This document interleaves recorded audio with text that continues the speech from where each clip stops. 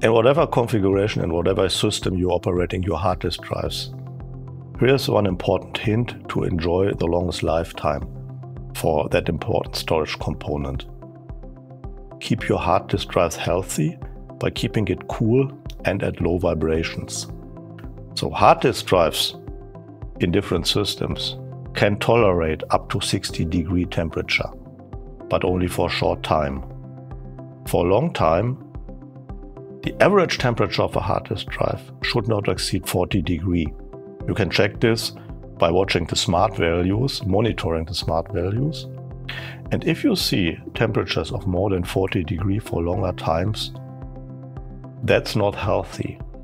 The hard disk drive won't fail right away, but it can fail sooner than it should be. And to be honest, in any system there is no need for a hard disk drives to have more than 40 degrees over a longer time. If this happens, there's something wrong. Watch the fan or check for any obstructions. The same is for the vibrations. So hard disk drives are mechanical components with very tiny tolerances in operation. Vibrations are very bad for hard disk drives.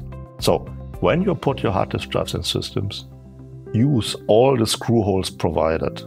Fix the hard disk drives.